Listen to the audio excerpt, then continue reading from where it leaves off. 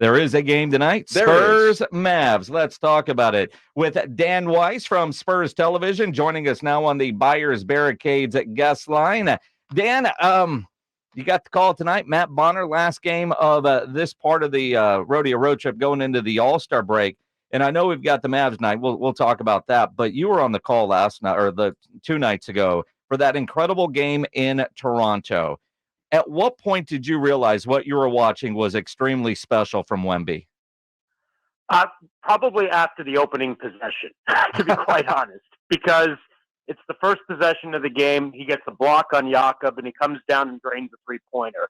And you kind of know at that point that Wemby's locked in, because I think the previous, couple of games, and maybe even going back a little bit before the start of the rodeo road trip, you could start to see there was a little bit of fatigue in him, which I think for any rookie who's going through his first season, who hasn't played an 82-game season before, the rookie wall is well known and very common. And he even admitted it himself that he was experiencing some, fatigue. And Coach Pops talked about that these are kind of the dog days of the season. So you kind of got the sense after that first possession on both ends of the floor that Victor was pretty locked in at that point. It was I didn't think we were going to expect what we got, but you kind of knew he was going to have a big game. Well, I tell you what, it was a special game. There's no question. And it certainly gives Spurs fans a glimpse into the future, if you will, because I think those, especially the blocks, Dan, I think that's going to be more the norm moving forward with this guy than something very special. I love the way this guy is improving. What have you seen improvement-wise? Because you've seen this guy play quite a bit. It's his passing ability. I mean, I think we knew he was going to be a great defender, right? That's just skill and talent. We knew about the three-point shooting, and that's kind of come and gone a little bit. It's picked up a little bit here. I mean, obviously, when you're 7'4", you're going to tower over everyone inside the paint, so you're going to have pretty much your way at the basket. But his ability, to find his teammates, and some of the passes that he's been making here over the last couple of games are phenomenal. And I think as more and more teams try to harass him and try to learn to defend him and try to, smack the ball and do whatever they can defensively, he has to find ways to involve his teammates. And his passing, his ability to read defenses, figure out where his teammates are, and of course the Spurs system, the way that it emphasizes movement without the basketball, really plays to that strength. So I've been really in awe watching how his passing has improved here as the season's gone along. Dan Weiss from Spurs Television joining us here on The Blitz. Spurs Mavs tonight, 7:30 up there in Dallas. You can watch Dan and Matt Bonner on the call on Valley Sports Southwest. When you look at, obviously with 11 wins, frustrating for most Spurs fans watching. You look at the Minnesota game, you look at the last trip out against Toronto, and you see an idea of there's some growth. And then you see the step forward and then 2 steps back. Aside from Wemby, is there a player that you've been like, all right, I'm seeing the growth in this guy? Yeah, I think a couple of guys. I think the fact that Devin Vassell, now 5 out of the last 7 games, he's been 25 points or more. I think we were kind of all expecting Devin to, take a jump to be an elite level scorer.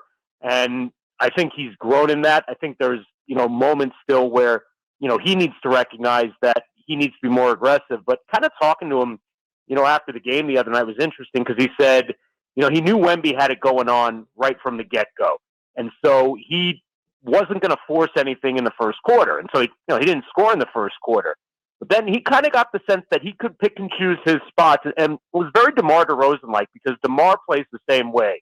He kind of just lurks in the weeds and, waits for his opportunity to, kind of step out and take over. And that's what Devin did in the second quarter at 13 points. And we've seen him do that a little bit more here over the last few games. Obviously the 23-point quarter in Orlando last week, the 22-point second half that he had at the end of the, homestand against Cleveland. So he's kind of been interesting in watching him pick and choose his spots, and he's gotten more of an elite level scoring attack to him. So that's been fun to watch. I think Jeremy Sohan's defense has been great this year. Take away from the offensive end and what he's done in trying to acclimate himself from first being the assigned point guard to going back to his normal role. But the way he plays defense, he plays the best perimeter guys every single night. He did a number on Scotty Barnes. And I tell you what, Scotty Barnes, I haven't seen him that frustrated in a long time. So Jeremy's defense has been outstanding. And I'll point out one other guy, and that's Blake Wesley.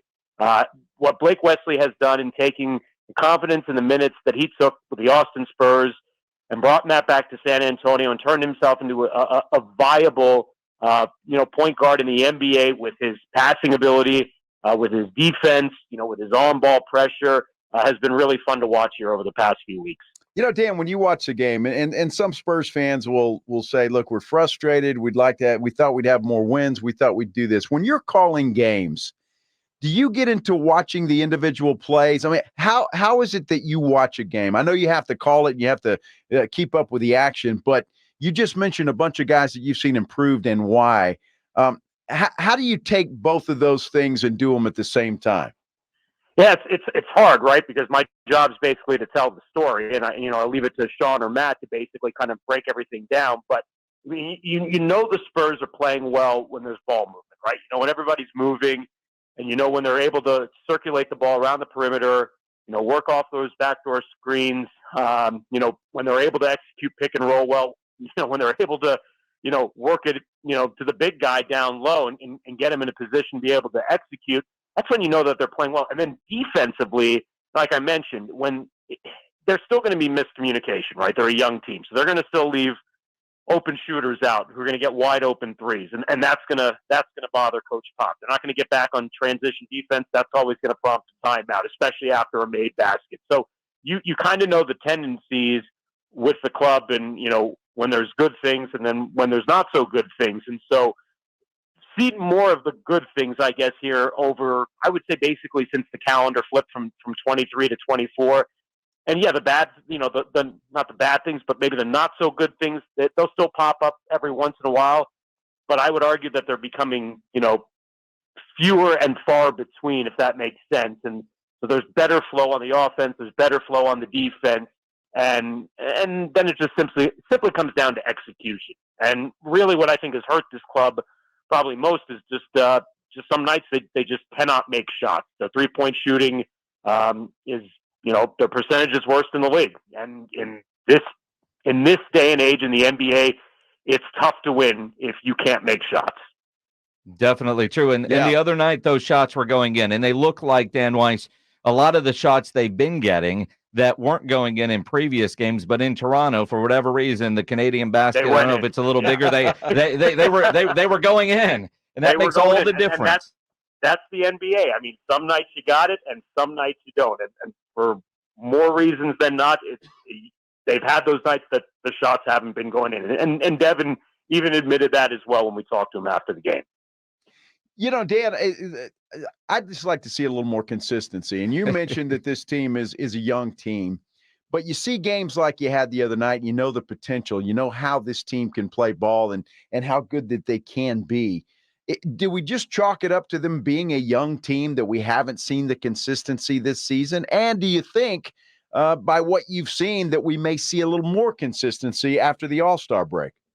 Yeah, I hope so. I mean, it's kind of a shame that the All-Star break is coming now because you're going to get a week off, and then you're going to kind of have to reassess yourself and shake off the rust, and you're still going to be out on the road, and you got tough teams on the second leg of the rodeo trip, with Sacramento and the Lakers and Minnesota, who's, the best in the West. So that's going to be hard, right? I mean, you're going to match yourself up against really good clubs, but that's also good as well, too, because you're right. You do want to see consistency out of a young group.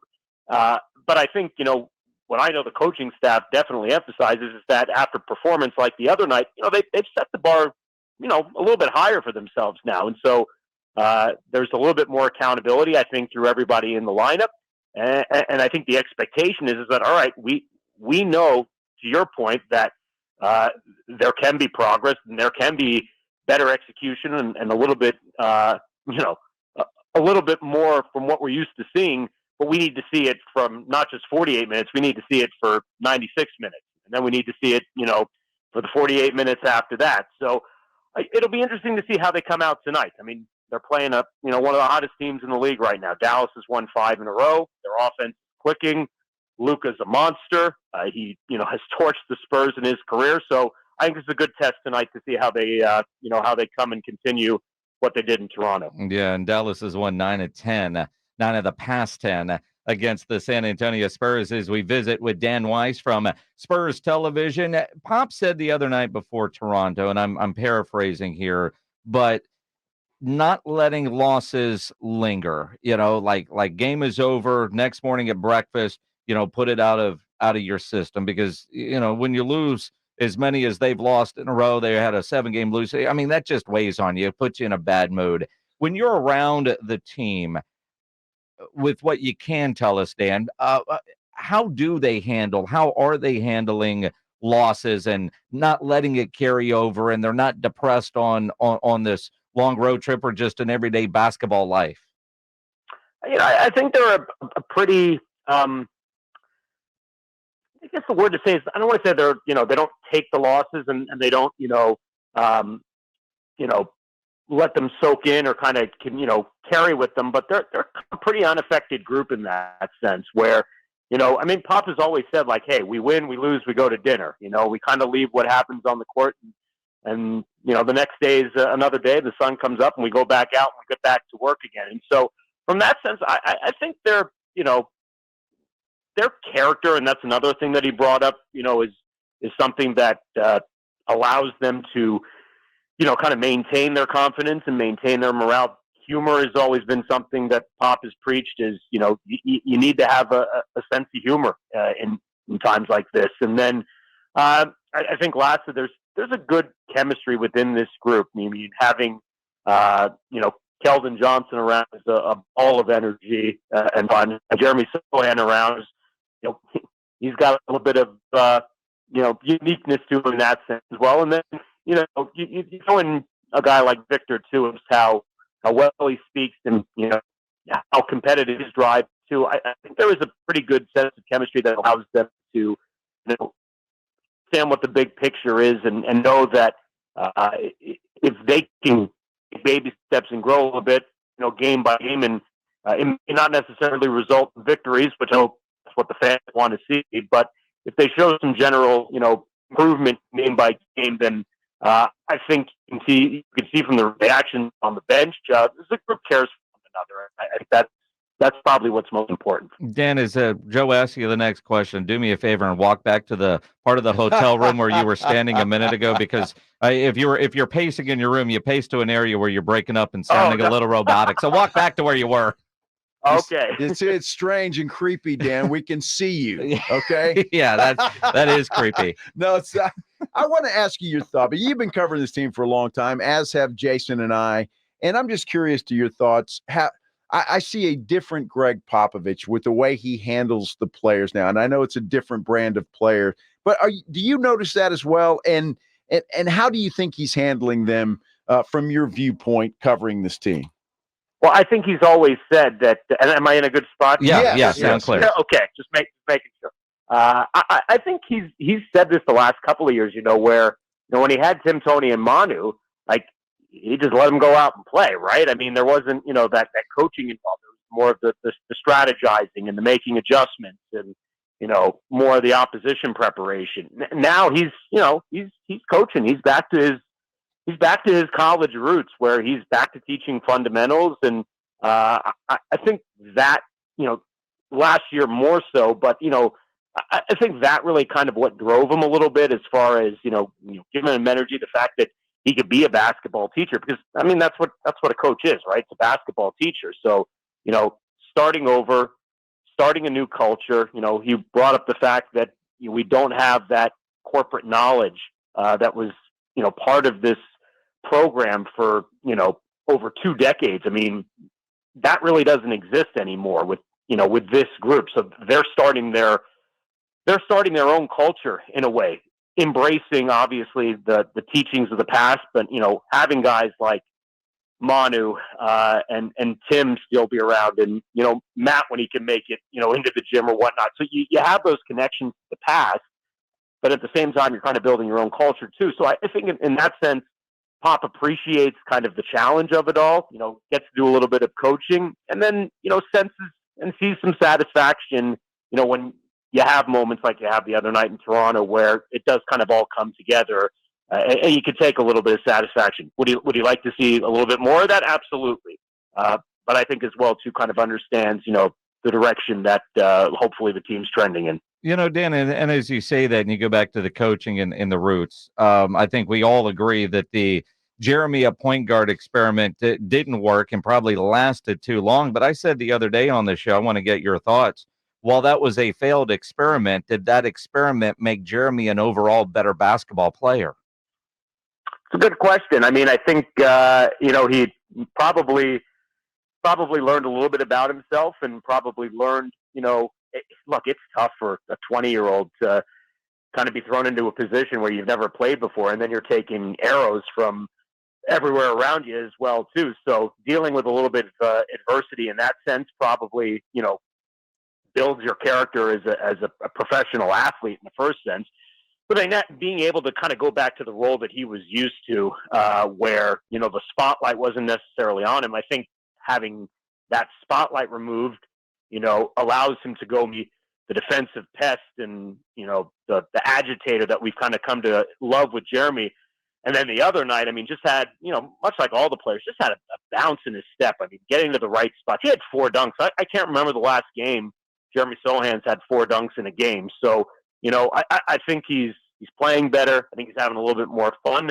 And hopefully those are good signs here as we, go into the All-Star break, for things for him to continue to improve upon as we come out for the remainder of the season. And athletic Bruce Bowen, what do you think? Maybe.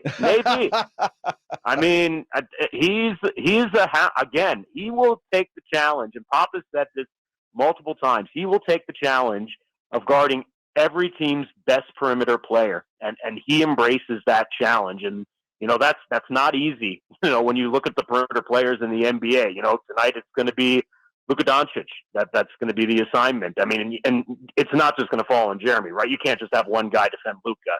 It's going to take. It's going to take 2, 3, 4 guys to get the ball out of his hands at times. But the fact that you have a guy like that who's willing to take that challenge, we've seen success out of him. That's a player that you want on your team.